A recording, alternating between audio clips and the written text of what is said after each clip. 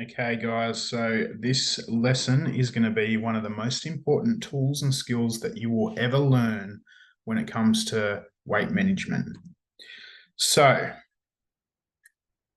MyFitnessPal. I need you guys to go and download MyFitnessPal onto your phone. Tracking food is an incredible educational tool that will help you get to your goal. Grab your iPhone, let's set it up. Let's set up MyFitnessPal, download off your phone's app store. It's completely free. And we'll go through exactly how to set it up for you guys. So let's set your calories to let's set to calories, not kilojoules. So what I need you to do, once you've made an account, sign in, this will be your dashboard. So as you can see here in the red circle, calories, that's what we need it to say. If it says kilojoules, then I want you to make sure, click on more down the bottom right and click settings. Once you go into settings, click profile and then click units. So in units, as you can see, kilograms, centimeters, calories, kilometers, milliliters. I need you to make sure that that is your settings because we are in Australia and we need to make sure that they are all set to our units. So once you click on units, you'll see this screen here and you'll be able to change kilograms instead of stones, centimeters instead of feet and inches, kilometers instead of miles, calories instead of kilojoules, and milliliters instead of fluid ounces. Once you've done that, now let's set your calories and your macros. So don't let MyFitnessPal tell you what your calories and your macros are because they are going to be completely different for every single person. And what we're doing on the back end is we're adjusting these to you and your goals and how your body's responding.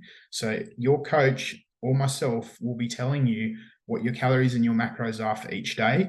All you need to focus on is your calories and protein. Don't worry about fats and carbs because they will work themselves out. If you just focus on calories and protein, you're going to make sure that you're getting the results and you're going to have a lot more freedom with the foods that you can pick and choose. So again, click down the bottom right, click more, click goals, click calories, carbs, protein, and fat goals, and then change your calories to the prescribed calories that we have given you. And you will get those in your programming once your meal plan is done and once you've had your onboarding call. Now, all I need you to do is set your calories to whatever we've given you and set your protein to whatever we've given you. Carbs and fats, don't even worry about them. Just make up whatever numbers they need to be because these numbers need to add up to 100%. So once you've hit your protein amount, like be within 5 or 10 grams of what we've prescribed you for protein, and that's your minimum amount of protein. You never want to go below that number. You can go above it, but not below it. Calories need to be hit spot on, but carbs and fats, they can vary. Don't even worry about those numbers. Once you've done that, click the little tick, and then, like I said, you've got to make this add up to 100%. So just worry about your protein number at the top right there. Don't worry about this numbers. Just make sure that it adds up to the 100%. So whatever they need to be to make 100%, as long as that is the number that we've given you or within 5 or 10 grams.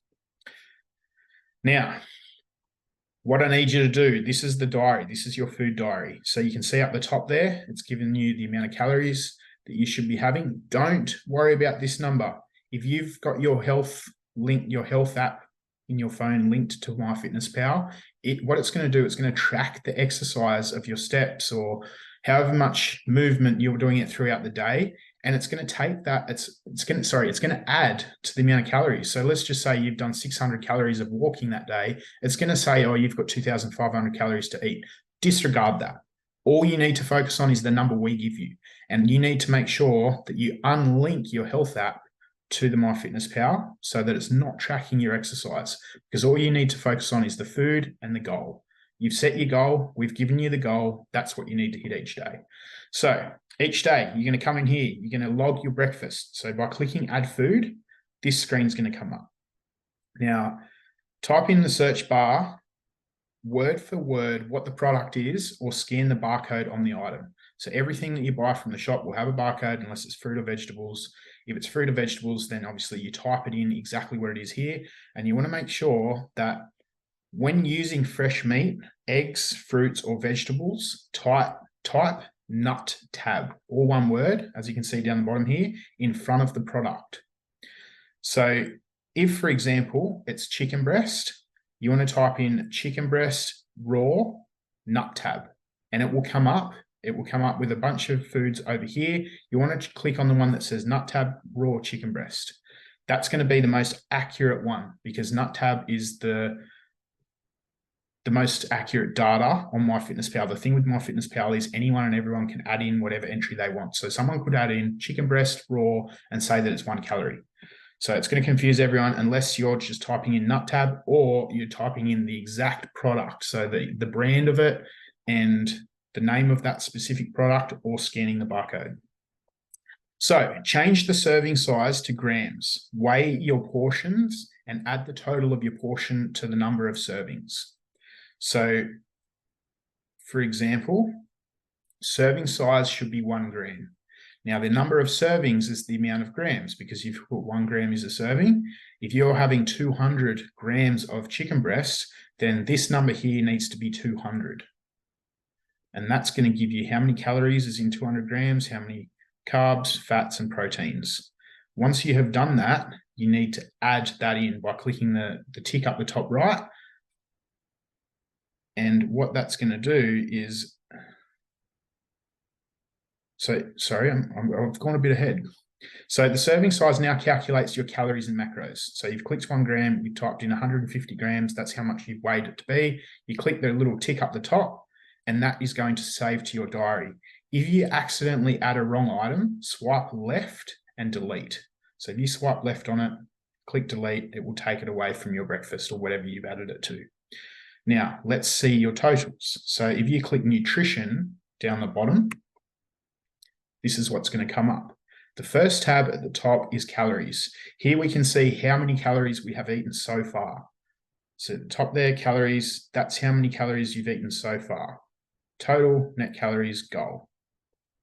Now, the next tab at the top called nutrients shows us our breakdown further and how much we have left.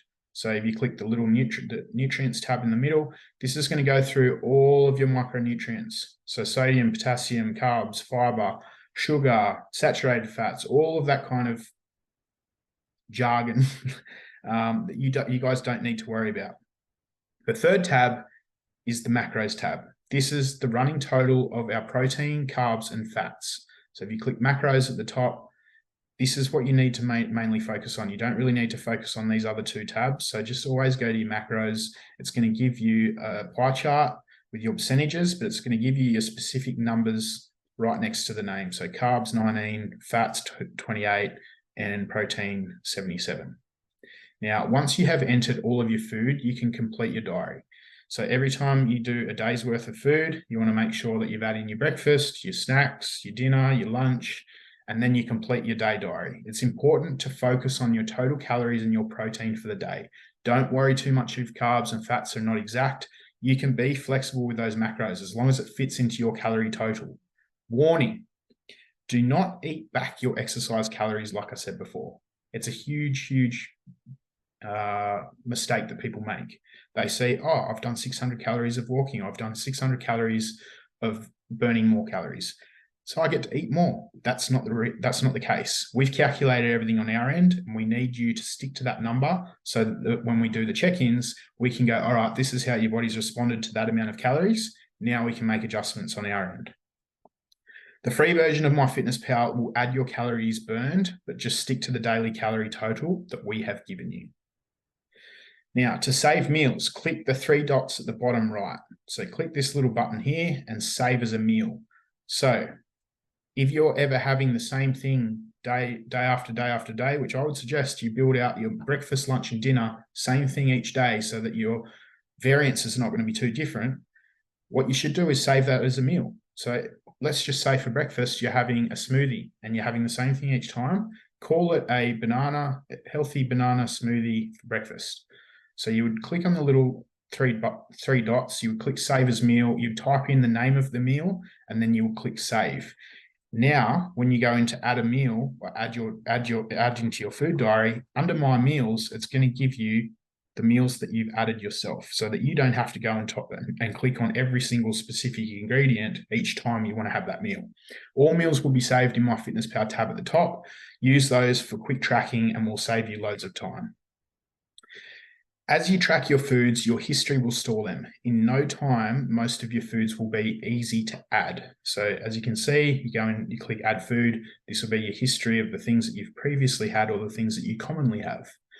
Top tips for tracking food. Tracking beef, steak cuts, and mince meat can be difficult depending on the marble or fat content. We recommend scanning barcodes where possible or searching the pack label. When weighing oils, sauces, or spreads, place the bottle or jar on the scales. Press 0 to clear the weight, then portion out your serving. The number that appears in minus is what you've tracked.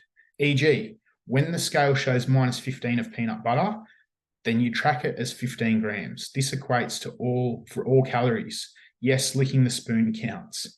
If you have prepared meals for a few days that are exactly the same, you can copy them into the next day for convenience.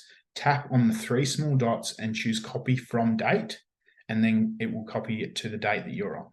When cooking raw rice or pasta, weigh this raw, and then cook what you need. If you're portioning out from a cooked batch, ensure you're searching for a cooked version of that specific thing. For example, you would search white long grain rice cooked, because if you just search white long grain rice, it will probably come up as the raw. And it's very different calories from raw to cooked. When tapping on suggested foods, ensure the serving size is updated to reflect what you're currently eating. The key to results, guys, is consistency and accuracy. So another really important thing is weigh everything raw, because that's going to be the most accurate way to track things. When you cook things, it all depends on how long you cook it for. You could cook the shit out of a chicken breast. It's going to get a lot lighter than if you're having it nice and moist and juicy. So I hope that helps you all. If you have any questions, guys, make sure that you're putting it into the Facebook group or asking us personally, and we will be happy to help you.